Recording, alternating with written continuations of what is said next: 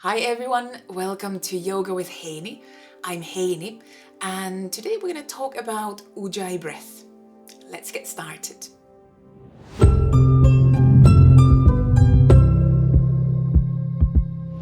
Have you ever felt like you're practicing yoga with a room full of Darth Vaders? When you hear your fellow yogis making all these weird sounds with their throats when they're breathing and practicing, doing their asana practice. I have. And it might be that your fellow yogis are doing their Ujjayi breath. And that's what we're going to talk about today.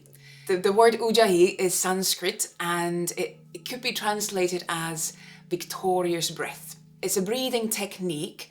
It's a way to regulate the breath, kind of slow down the breath, help us breathe a bit slower. And we can do this either as part of asana practice, or we could do it just by itself. It could be just used as a pranayama technique. Today, we're going to a little bit talk about what happens. How do we create the Ujjayi breath? Where do we start with the Ujjayi breath, and how can we practice it? So I'll take you through step by step how you could start practicing Ujjayi breath if you're not familiar with it already. But first, what is the Ujjayi breath? So Ujjayi breath is that kind of gentle ocean sound that we create when we narrow the air passage deep down in the throat with our vocal cords, our vocal diaphragm. So that's what creates the sound when we narrow the air passage. The air is kind of moving past that more narrow air passage, and that creates that gentle ocean sound.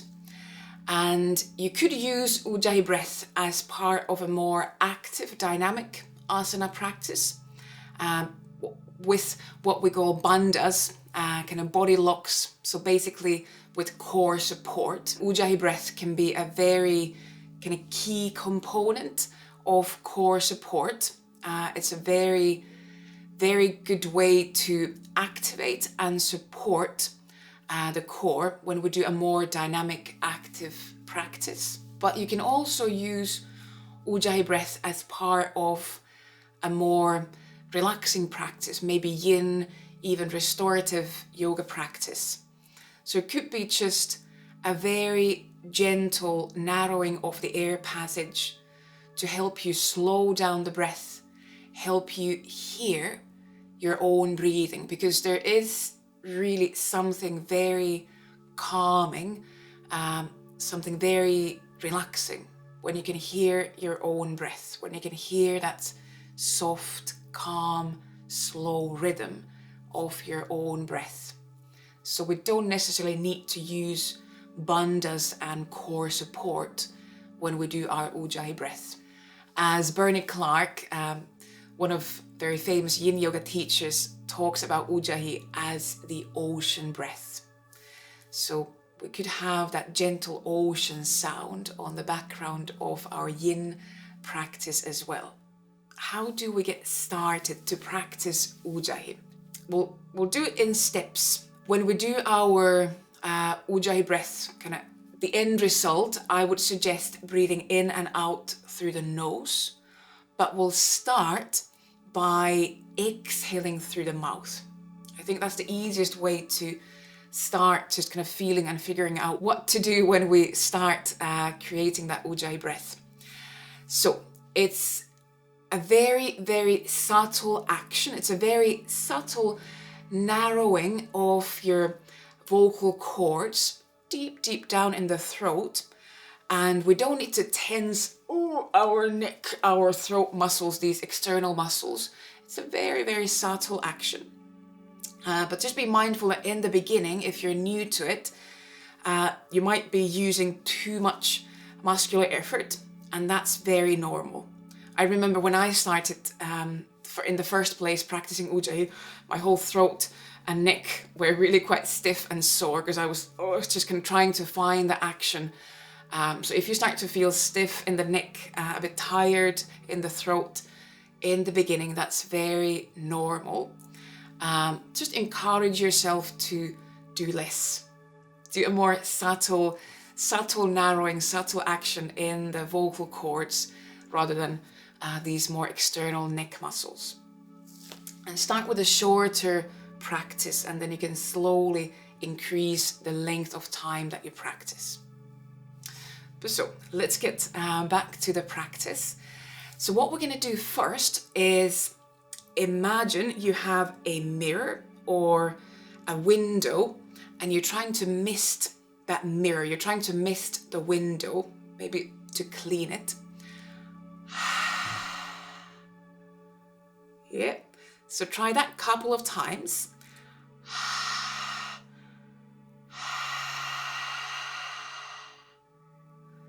That's the action of the Ujjayi deep down in your vocal cords that we're going to look for in our Ujjayi breath. And then do it a couple of times in your breath cycle. So breathe in through the nose and then exhale through the mouth with that misting of the mirror sound.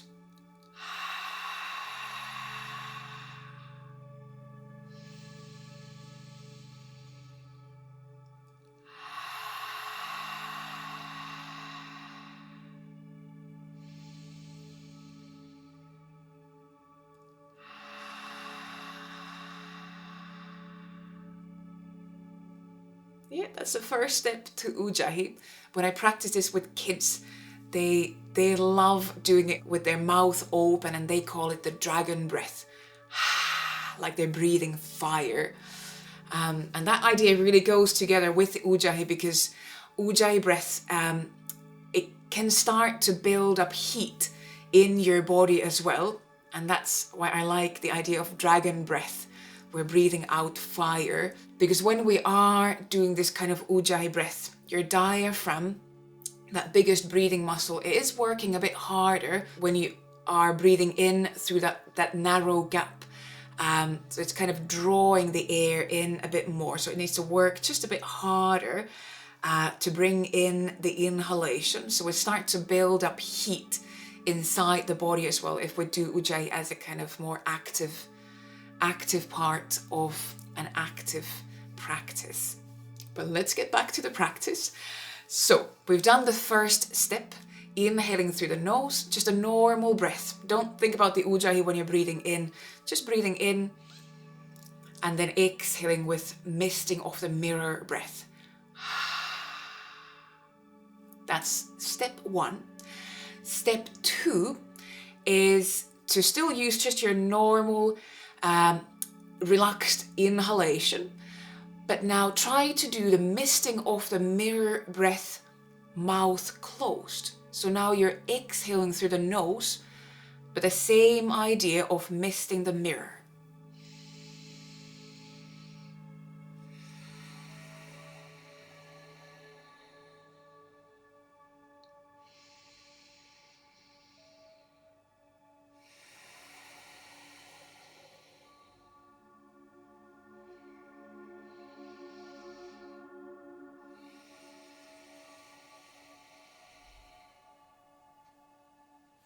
Yeah, I hope that works.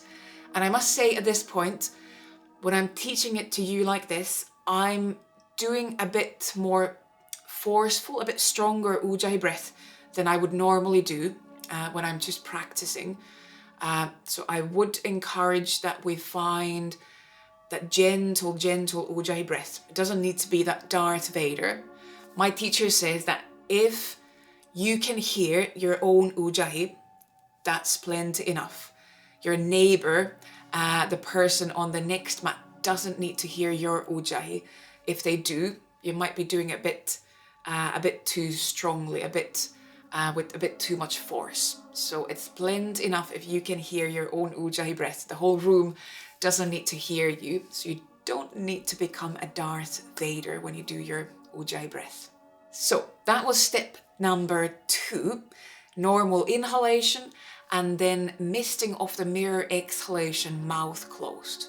Then step number 3 would be to start looking for that Ujjayi also for the inhalation. And this is where it might start to feel a bit trickier, and that's very, very fine. You might just stop here and practice that Ujjayi action only with exhalation to begin with. And when you feel comfortable with that, when you feel that's already quite easy, maybe then you go into practicing Ujjayi with the inhalation as well. But it's the same action deep down in the vocal cords with the inhalation, and we just breathe in through the nose.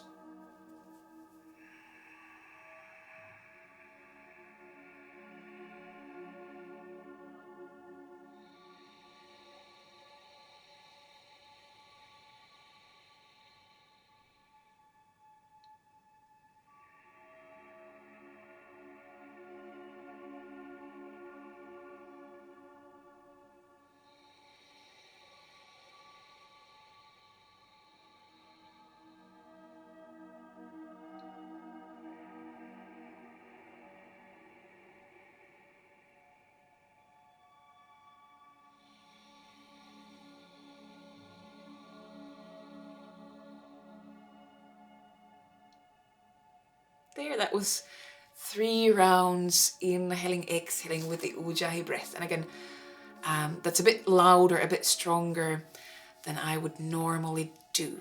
That's the Ujjayi breath explained quickly. You need to give Ujjayi time to arise. I don't think Ujjayi is something you can really force, or you can, I don't think you can make the process of learning Ujjayi really fast. So give it time. For me, it took at least months, maybe some years to really understand and learn Ujjayi. It's a technique, but it's also a tool to help us slow down, regulate the breath. For me, it's been one of the most important tools to help me learn to regulate the breath, because it really helps to slow down the pace of breathing. It has really helped me to learn to breathe slow, also in asana practice. And in a more, like I said, in a more dynamic practice, is a really nice tool to also build some heat, especially if you're practicing in a cold space, cold environment. The Ujjayi can really nicely start building up heat from the inside when we're still kind of getting our muscles, our limbs, our spine moving. And it's that really nice deep sound that can help to calm down into the practice and stay focused in the practice. It has kind of calming, naturally relaxing effect. So Ujjayi breath, it kind of triggers our natural relaxation response.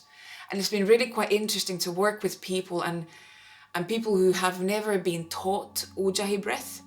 And then when I start to teach them Ujjayi breath, they've told me that it's been something they've used from their childhood onwards already, something they've learned maybe from their parents or just learned by themselves as a way to calm down, especially before going to sleep. And I've seen in many students who I've never taught the Ujjayi breath that with time and when we start to regulate the breath, we start to kind of naturally find ways to slow down the breath. And I've seen in many people that the Ujjayi breath has just naturally risen.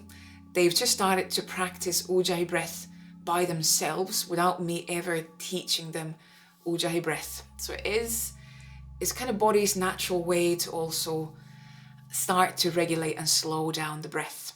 So don't force it. Don't try to make the process of learning it any quicker than it feels good to you. If you come up with questions, if you feel that you get stuck somewhere along the way, if you need any help, please let me know. Leave comments below. I'm happy to answer any questions, and hopefully this will help you with your Ujjayi breath. And I look forward to hearing from you and seeing on the next video. Bye. Thanks for watching. I hope you found that useful. If you did, click subscribe and hit the bell icon so you'll be notified of any new videos. I'll be posting lots more yoga related videos on this channel.